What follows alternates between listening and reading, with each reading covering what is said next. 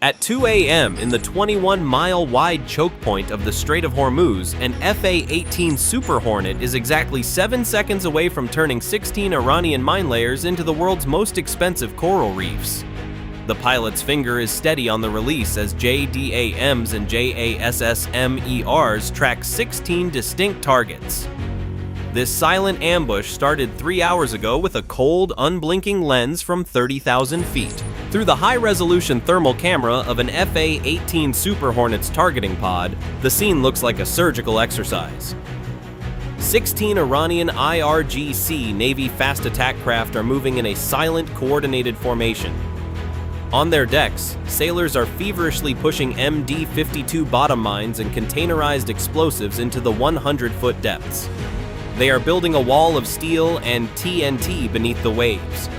The countdown is brutal. In exactly 47 minutes, a convoy of oil tankers destined for India, China, and Europe will enter this kill zone. High above the clouds, an Fa-18 Super Hornet from the USS Abraham Lincoln maintains a cold profile. The pilot is a shadow hovering at a safe altitude, watching the IRGC sailors through a multispectral imaging suite that can see the sweat on their foreheads. He isn't rushing in. He isn't making noise. He is practicing the ultimate form of military discipline, observation before annihilation. The challenge is a razor's edge. If the pilot strikes too early, the remaining mine layers might escape or trigger the explosives prematurely. If he strikes too late, a 300,000-ton tanker becomes a floating inferno. The IRGC believes their low-cost, high-impact mines have already won the day. They have no idea they are being live-streamed to a carrier deck where the ambush protocol has already been authorized. 2:15 a.m. The F/A-18 Super Hornet is a 30,000-foot ghost, utilizing its AN/ASQ 228 ATFLIR targeting pod to turn the pitch-black Gulf into a high-definition tactical map. Through the multispectral lens, the Iranian MD-52 mines appear as distinct, cold, geometric shapes against the warm, 78-degree thermal signature of the seawater.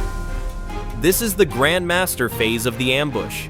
By waiting and watching, the US Navy isn't just hunting boats. They are auditing the Iranian kill zone. Every single mine dropped is being logged with sub-meter GPS accuracy in real time. The pilot is practicing a level of operational discipline that would rattle a civilian observer. He doesn't speak unless it's raw data. No fillers, no chatter, just the clinical reporting of coordinates and timestamps. This is the detail most analysts miss. The US isn't rushing the engagement because a premature strike leaves orphan mines in the water, hidden killers that could sink a tanker days after the conflict ends. To ensure 100% safety for the global oil supply, every single one of the 16 IRGC boats must be allowed to reveal their entire inventory. The Super Hornet is essentially a vacuum for data, sucking up every tactical movement and mine location while remaining invisible to the IRGC's commercial-grade radar.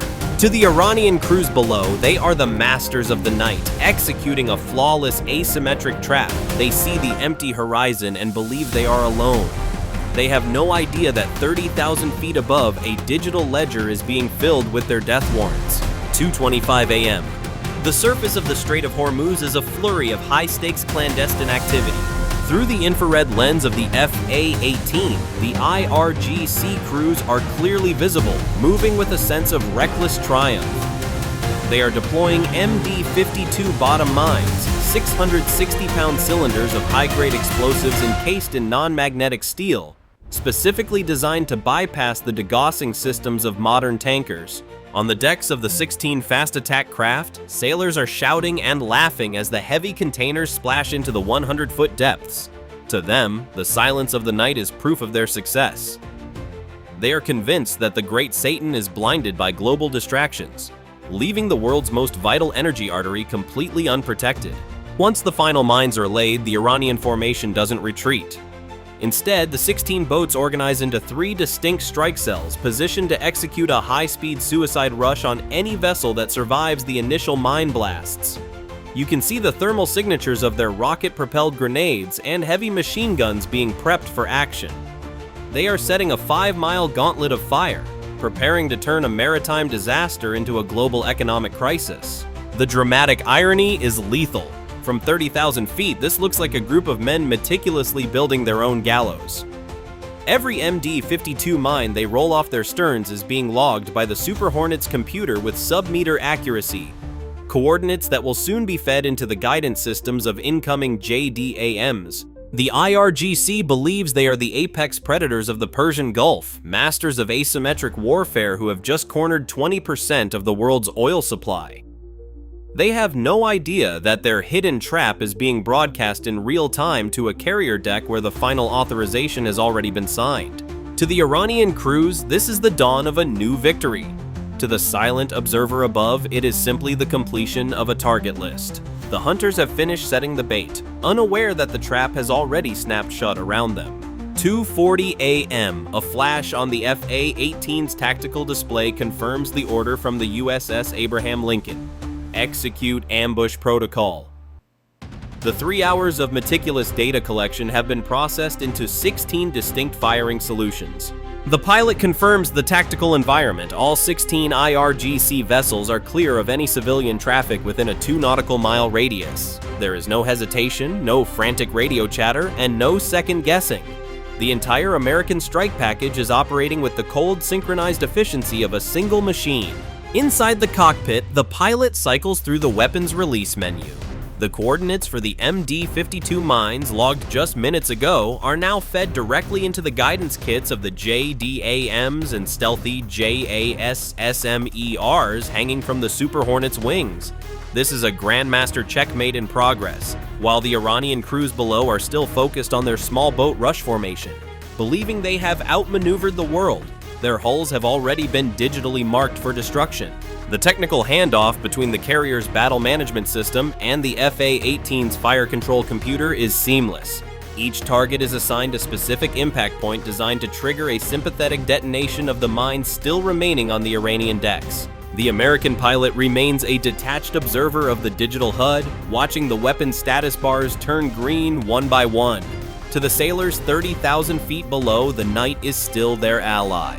To the pilot, they are already history. The audit is complete, the locks are set, and the 21-mile trap is exactly one trigger pull away from closing. 2:50 a.m. Sudden shift in the electronic landscape over the Persian Gulf. The Russian-inspired Bavar 373 SAM battery on the Iranian coast finally detects a momentary radar reflection from the F/A-18's airframe. It isn't a solid lock, but it is enough to trigger a high-velocity response. A surface-to-air missile tears into the night sky, a white-hot streak of solid propellant accelerating to Mach 4. The pilot, warned by his radar homing and warning suite, executes a violent 7G defensive break. He deploys a precise sequence of chaff and flares, watching as the SAM detonates just 300 feet from his wing. The resulting shockwave rattles the Super Hornet's flight surfaces, but the pilot remains focused, his hands steady on the throttle as he levels off for the counterstrike. Tehran immediately escalates.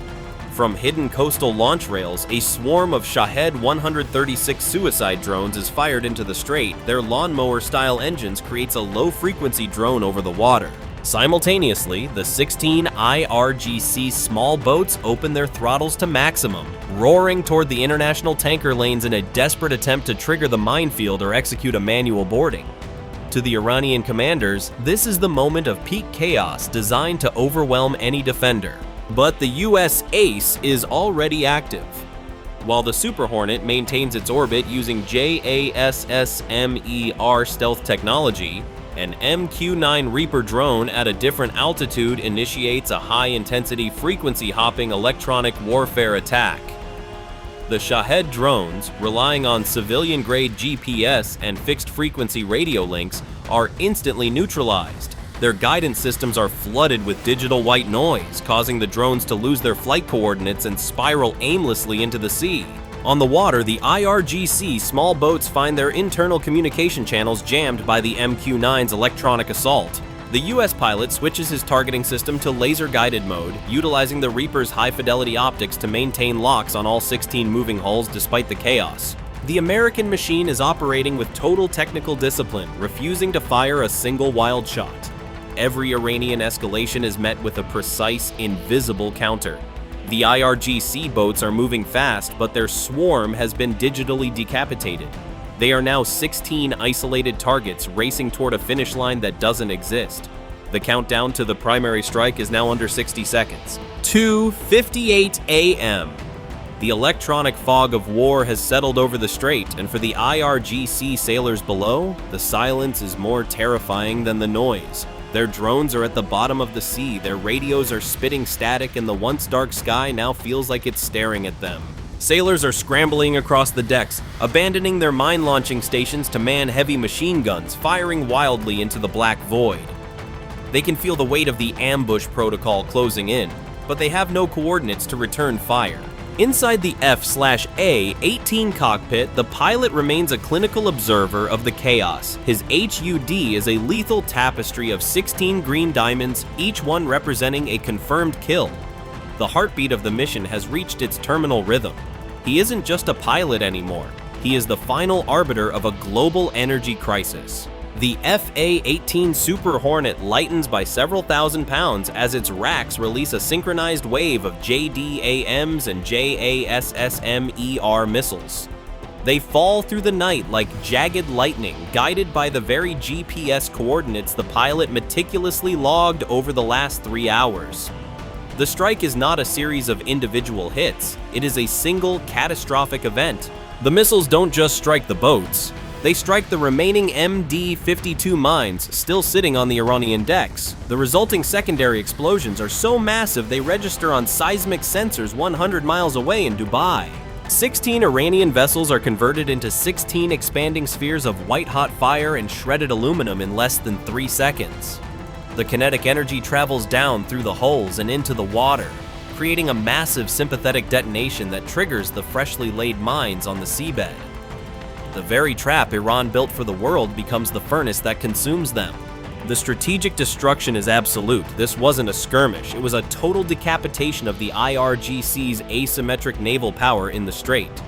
By waiting until the mine laying was complete, the US Navy ensured that the minefield was neutralized by the ship's own explosions, clearing the waterway as effectively as any minesweeper.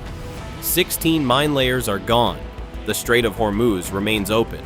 20% of the world's oil continues to flow, and the global economy doesn't miss a single beat.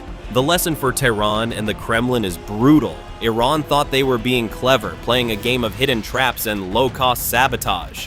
They learned that the US Navy doesn't just have better weapons, they have better patience. While Iran was busy setting their bay, America was busy recording the coordinates for their funeral. In 21st century warfare, the person who watches the longest is the person who strikes the hardest. Now, a question for the tactical minds in the comments. If you were the FA-18 pilot, would you have taken the shot the moment the first mine hit the water? Or would you have waited until the very last second like he did to ensure the field was cleared by the secondary blasts? Let us know your reasoning below. If you want to see more breakdowns of how American precision is rewriting the rules of global choke points, hit that like button and subscribe.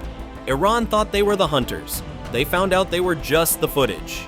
Bye for now.